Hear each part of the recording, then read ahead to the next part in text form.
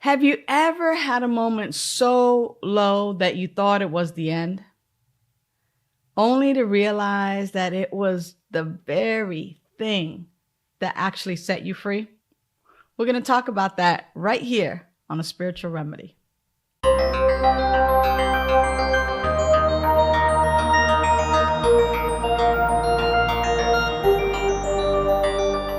Welcome back to A Spiritual Remedy, where we provide spiritual tools and loving support for your spiritual and personal transformation.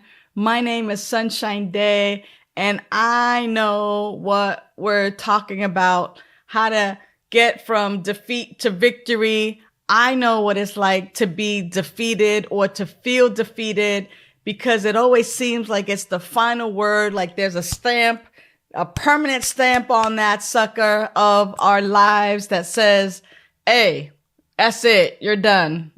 No more. That's it. Cut. End. Now, what if I told you that victory is not the opposite of defeat, but that defeat is actually the birthplace of victory? Now, we can look at some examples. Let's take an example of Abraham Lincoln, right? He lost election after election after election before becoming president of the United States and doing some amazing things here as one of the early leaders. Or what about those LA Dodgers? Okay, yeah, I'm going to say it. After what? A tie World Series, the 7th game, the Blue Jays are ahead 4-0. And little by little, after feeling so defeated and getting so close to that 9th inning where, whoa, now it's a tie score and we got to go into extra innings. And to then have the Blue Jays so close.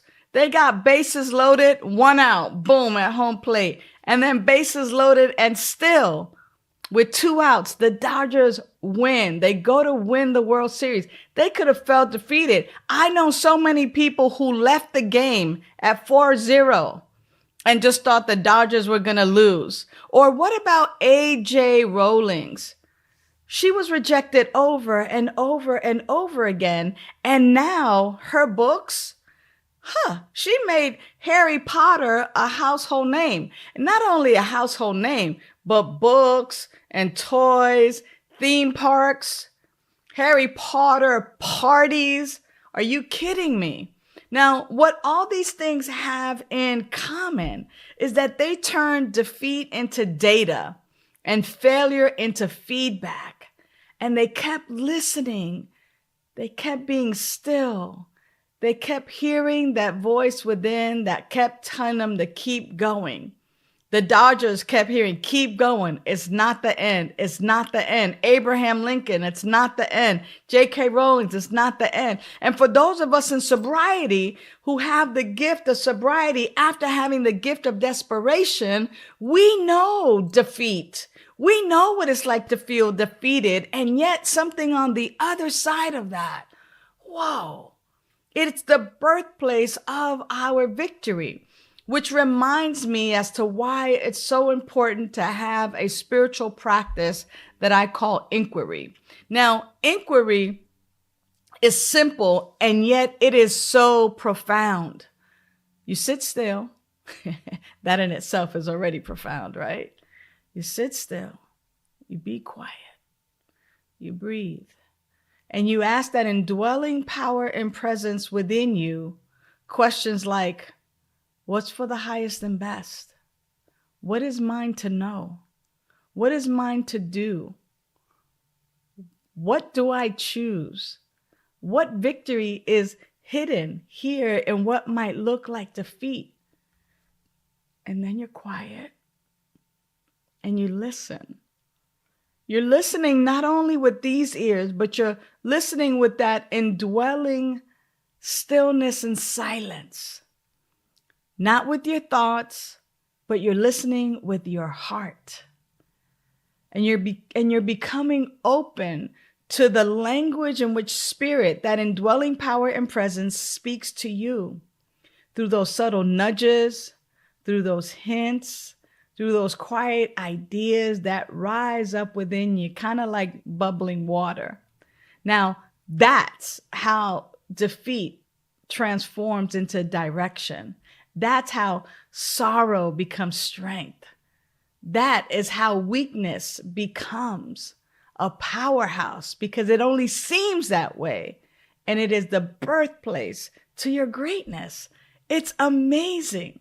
So here's your invitation this week to take 5, maybe 10 minutes max on a daily basis, maybe even twice or 3 times a day, and just sit still and ask Spirit, that indwelling power and presence, what is the message that you have for me today?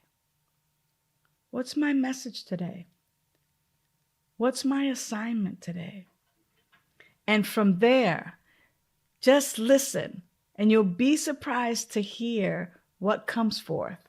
It might be laughter or love, but remember this, that every defeat that you've ever known,